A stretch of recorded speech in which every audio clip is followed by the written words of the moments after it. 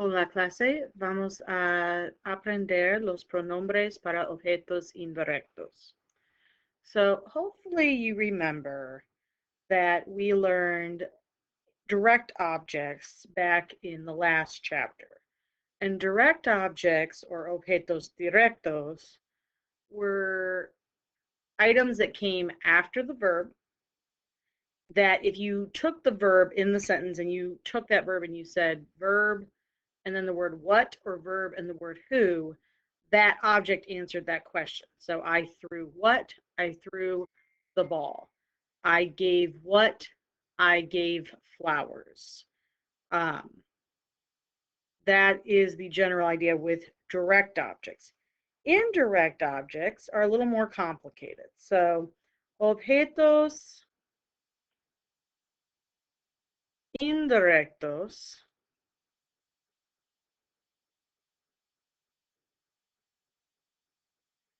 are objects that answer the questions to, what, or who.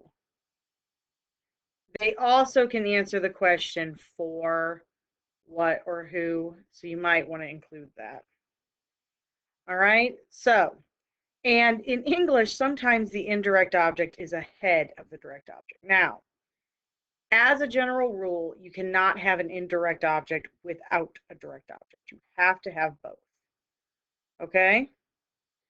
So, if I look at this English sentence, I gave Bob flowers. Okay? I is our subject. That is who is doing the action. Gave is our verb. That is our action. Now, what people want to do is they want to say Bob is the direct object. No, I didn't give Bob. Bob is a person. I can't give him away. Okay? Unless it's his wedding day, but you know, I can't give Bob away in general. I gave flowers. Flowers are my direct object. I gave flowers to whom? I gave flowers to Bob. Bob is my indirect object. Okay. You buy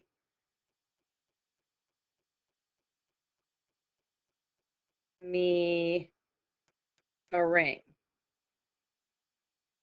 Okay. So you is our subject. Okay. Buy is our verb.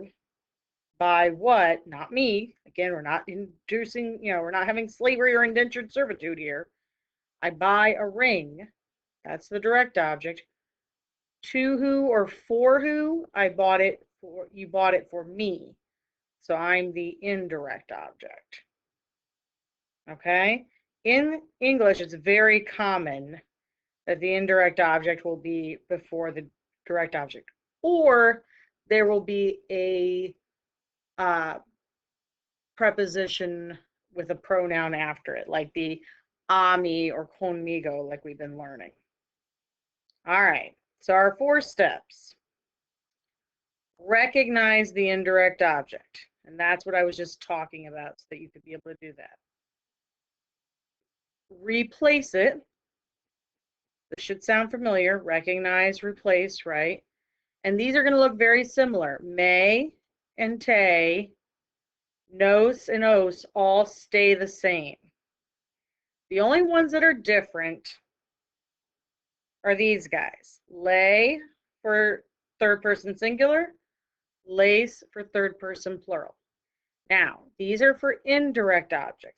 Still technically, if a person is a direct object, you're supposed to use lo or la, depending. Or los or las if it's multiple. That said, you'll see sometimes where people will use the lay and lace instead, because indirect objects are almost always people, direct objects are almost always objects, and this is kind of a shift that is happening over time. But if we want to be grammatically correct, these are indirect object pronouns. Then you rearrange your sentence. The IDOP goes immediately before the direct object pronoun. Okay? So the direct object pronoun went right before the verb, and the indirect object pronoun goes before the direct object pronoun or before the verb, if not. Now, you have to have a direct object to have an indirect object, but you don't have to have a direct object pronoun to use an IDOP. You might say, you know what, I'm going to leave the object in there because I want to make sure they know I'm giving flowers, or I'm giving a ring, or I'm giving bread. I want to make sure they know what I'm giving, but I don't need to use the word nosotros. I can use nos. And in fact, they almost always change it out for the IDOP. Now, last little rule. If both your DOP and IDOP start with L, and we're going to talk a little bit more about this in the next section. If they both start with L, I'm writing it as a cursive L because otherwise it might look like a 1, okay? So if they are lay and low, for example, or lay and los, or lay and la, or lace and las, you change your IDOP to say. Say lo, say los, say la, say las. They don't like this double L deal. Okay? So let's try a couple in Spanish. All right. Yo doy, I give, un regalo, a gift. Oh boy, can't spell today. Un regalo a ti. I give a gift to you. Well, my verb is doy, give, so that makes un regalo my direct object. It makes a ti my indirect object. Now, I am opting to only do my indirect object right now. I want to replace T, so I recognized it. I'm going to replace it with te, and I'm going to move it in front of my verb. Yo te doy un regalo.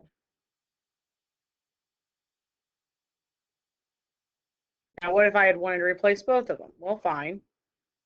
I would replace, this is singular, it's masculine, it's third person. I would replace it with lo. It would go right before the verb. It would go after the te. Yo te lo doy. This is not a problem because they don't both start with L. Let's do 2 more.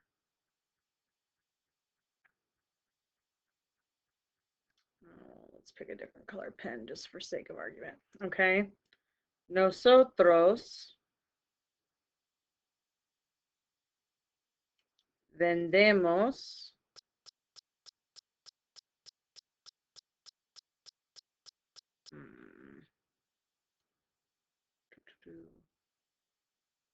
el carro a Fred. Okay. We sell the car to Fred. Well, el carro is the what, so that's our direct object. And a Fred is our indirect object. To who? To Fred. Fred, I'm going to replace with lay.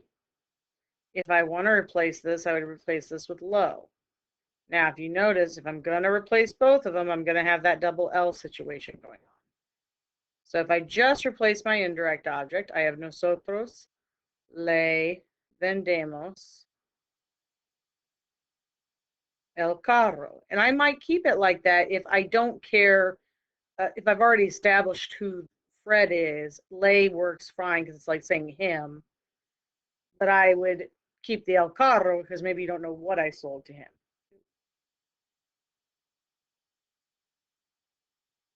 Okay. Now, if I want to move this out in front so that I have both of these changed, I'm going to have nosotros lo vendemos. Well, again, can't have this double L. Nope. So I'm going to get rid of him, and I'm going to put se lo vendemos. Let's do one more.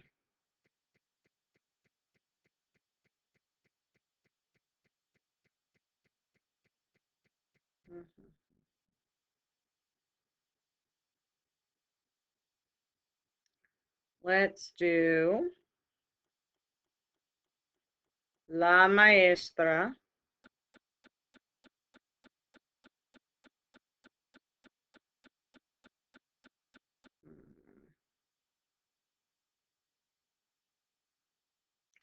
dice, she says,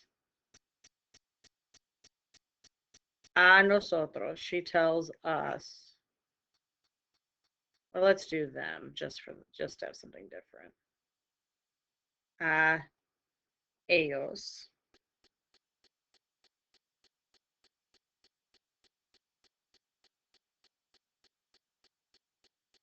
Que necesita escuchar. Here's a great example of this whole thing is what she tells them. She tells them they need to listen. We're not going to replace all of that with a direct object pronoun. We can't. It's a verb expression. But we can get rid of this a ellos, and it'll make this sentence a little cleaner, a little neater. So we're going to replace that with les. And now we would have la maestra les dice que necesita escuchar. Okay? All right. Hopefully this isn't too confusing. I know it's new, and I know that the direct object pronouns are not anybody's favorite thing, but you can get the hang of these. Use your chart, use your steps. Make sure you're asking those questions. To what, for what, etc. Okay? Si tienes preguntas, if you have questions, pregúntame, ask me. Otherwise, buena suerte. Adios.